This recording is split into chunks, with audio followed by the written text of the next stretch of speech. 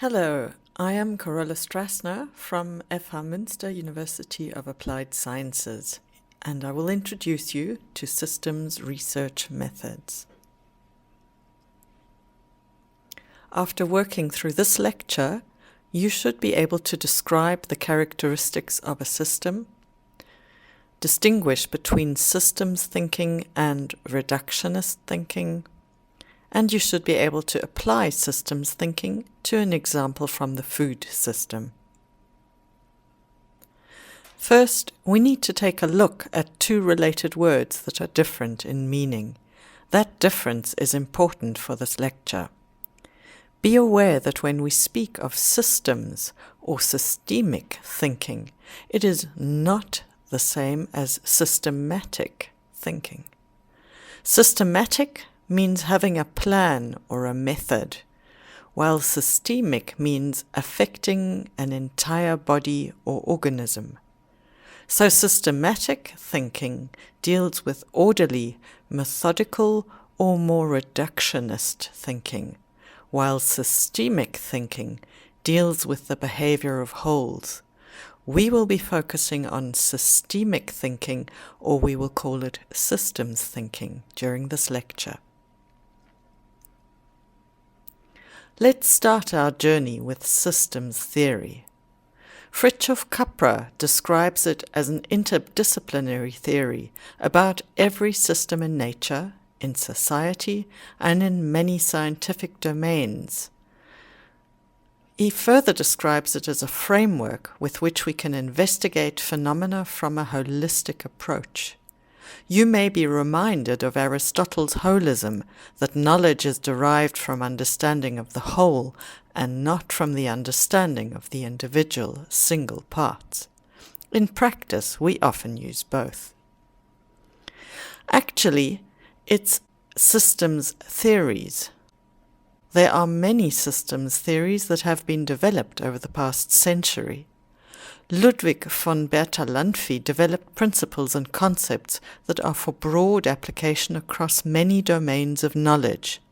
Niklas Luhmann worked on social systems. J. Forrester was a computer engineer and developed applications to information systems. Dana Meadows was an environmental scientist who worked with systems.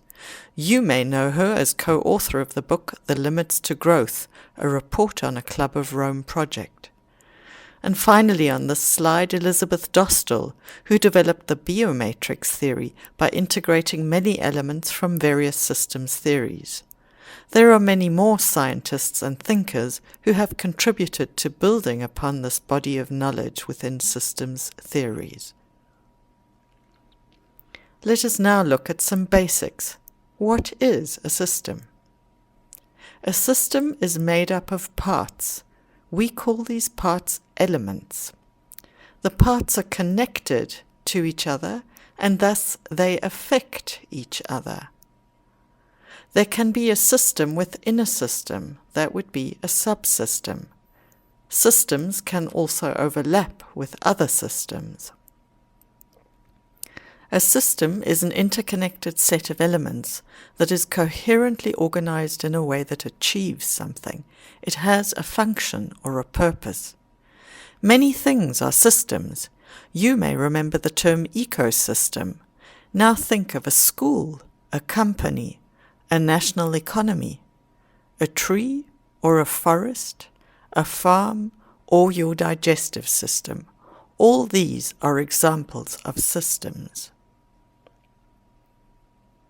Systems thinking includes the study of systems, but many would say that it is more than that it is a way of thinking, a way of looking at things, a mindset that can be applied to any field. It focuses on the interactions of elements of a system, and it looks at the nature of the interaction over time. What is that relationship? How does energy, material and information flow among the different elements? What are the patterns of interaction? Systems thinking argues that the only way to fully understand a problem is to understand the elements in relation to the system. Systems science and research has been pursued in many areas. Here are some examples. In business management and especially in organizational communication and learning. Peter Senge, one of the authors and developers here, describes organizational learning as places where people continually expand their capacity to create the results they truly desire. To achieve this, Senge suggests the use of 5 disciplines: systems thinking, personal mastery, mental models, shared vision, and team learning.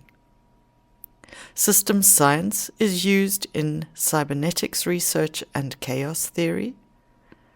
Systems thinking is also an approach to deal with complexity or complex problems, so it also encompasses complexity research.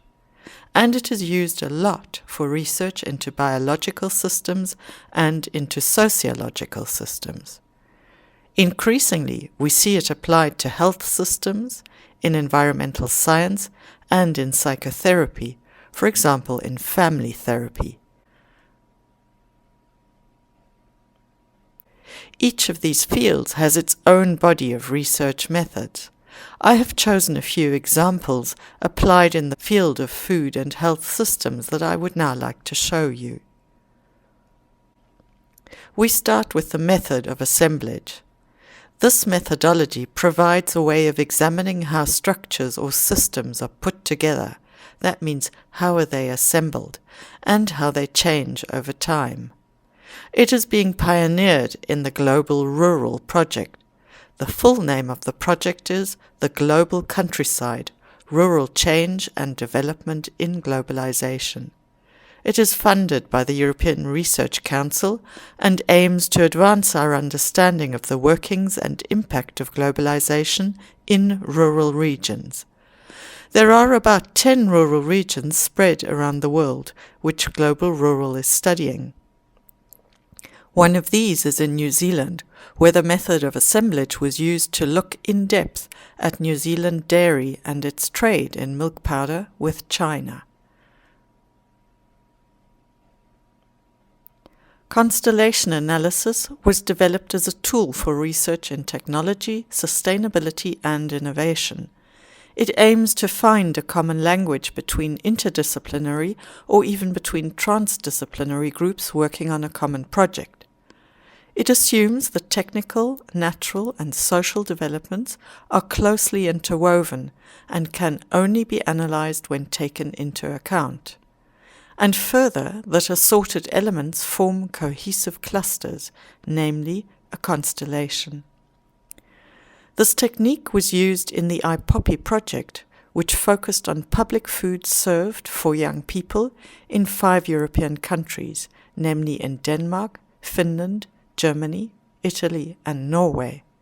It was used to facilitate communication and knowledge finding between the diverse researchers and practitioners involved in the project, and it looked specifically at the experience with organic food procurement in school meal systems in these countries. In systems science, you will very often find modeling, using a computer and specifically designed software as a research method. This is because modeling can allow simulation of a system, and thus exploration and analysis of feedback loops and other flows in and out of the system. In the application I have chosen for you, the aim was to demonstrate the potentials of nutrition ecological modeling, namely NutriMod, for integrative problem solving concerning complex health issues. It was used to develop a qualitative cause-effect model based on scientific literature and expert knowledge, and it includes 4 dimensions of nutrition. These are health, society, environment, and economy. Scientists used it to model the interaction of drivers and impacts connected with overweight and obesity. Such modeling allows a much wider and more integrative search for solutions to these problems. The final example I want to share with you is the case study as a research method. Actually, it is more of a combination of a case study approach with a systems approach. This is a relatively young research methodology that allows the specifics of the case to be considered more in-depth within the context of the broader system. A case may be regarded as a bounded system that is recognizable, complex, and it has an integrated purpose. Systems theory underlies the exploration of relationships and interdependence in a case. Chetty used the research method to broaden the physiotherapy and rehabilitation framework and our understanding of what is happening. Adams et al. Used the framework to gain insight into local health service provision in rural Australia in a way that existing statistical data did not make possible. In summary, this lecture shows that a systems approach is a way of thinking that can be applied to all fields of human endeavour. Systems thinking offers a framework for research on food systems or their subsystems, enabling a wider and deeper contextual analysis. Systems science can contribute to accelerate the shift towards more sustainable food systems. Thank you.